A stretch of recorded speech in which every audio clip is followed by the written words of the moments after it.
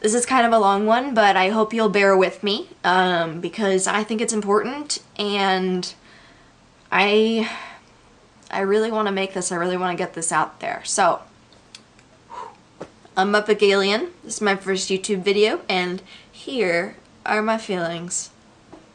To be honest, I've been wanting to make this video for a really long time, but you know, it took me a while to get my thoughts into a place where they would be, you know, at least semi-coherent and digestible. And now I don't even know where to begin. I don't even know where to begin. But I guess I'll start with this.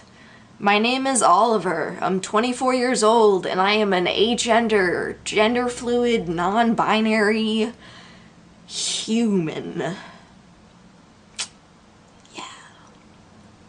My gender journey has been long and confusing, like many of you, to say the least, but eventually I arrived here, and you know what, to be honest, I'm actually really happy with who I am now. But anyway, that's not what I'm here to talk about today. Whether you are agender, bigender, genderqueer, gender fluid, anything under the sun, we as a community, whether we like it or not, happen to be pioneers at the moment. I'm not even sure why I used air quotes, because it's true, we're pioneers.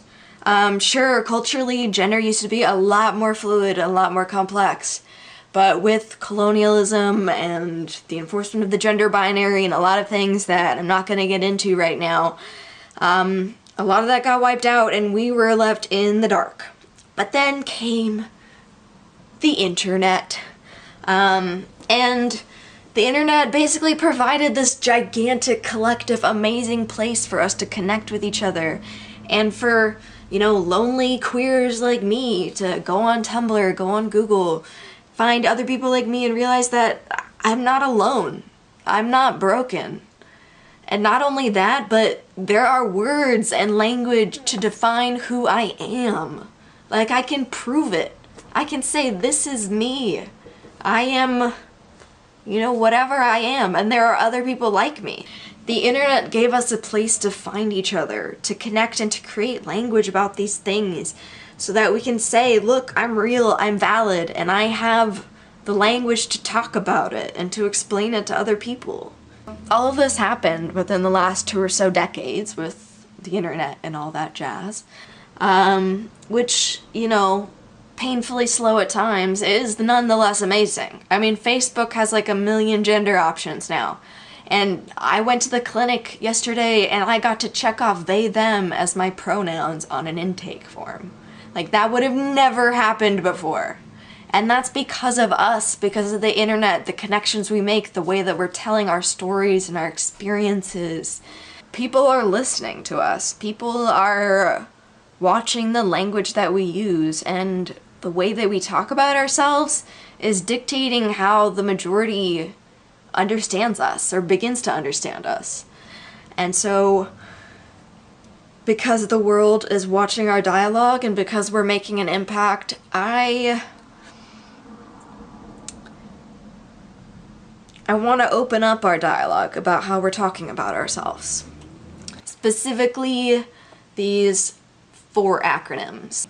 AFAB, assigned female at birth. AMAB, assigned male at birth. DFAB, designated female at birth. And DMAB, designated male at birth. And the reason I want to talk about these is because they're everywhere.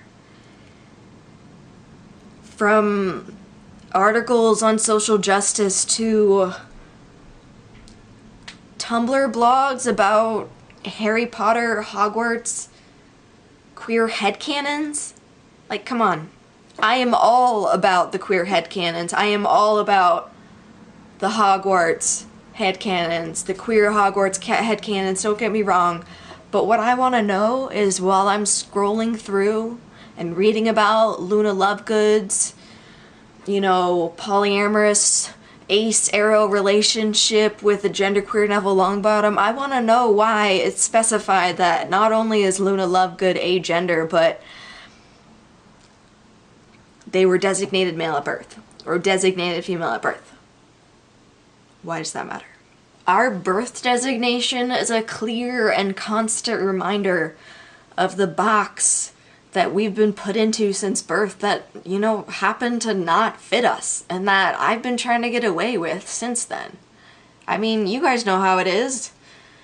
Baby pops out, doctor looks down and says, I designate this human a boy, or I designate this human a girl, and that's not even getting into intersex kids. But I thought we'd move past that. I'm pretty sure, at least, I mean, not everyone is there, but at least within the non-binary community, I'm pretty sure that we had established that what's in our pants has nothing to do with anything else. Our gender, our clothes, the way we talk, our pronouns, our names, like, it doesn't matter. So why are we carrying this around? I mean, to me, that's like introducing myself and saying, hi, I was designated insert birth name here, and my name is Oliver, and I'm, you know, I like poetry and making art. We don't carry around our dead names, so why should we carry around our dead gender? I mean, am I the only one thinking this? If I don't mean this as an accusation, I want to open up dialogue about why we're still carrying around these acronyms and why we think our dead gender still matters. Like I said before, whether we like it or not, we're pioneers of the gender front, and the language we use is dictating how the world is beginning to see us. And so I want you to take a moment and, you know, think about it. Ask your friends, why are we still talking about our birth designation? Why is that a label that we have to keep carrying around? Is it? I mean, I could be wrong. Maybe I'm missing something, but to me, whenever I see those acronyms, it just makes me frustrated and upset and reminds me of, you know, the box that put me through so much hardship and made it so hard for me to figure out who I actually am. Talk about it. Let me know in the comments. Let me know your thoughts. Thank you for watching. Muppet out. That's weird. I shouldn't do that.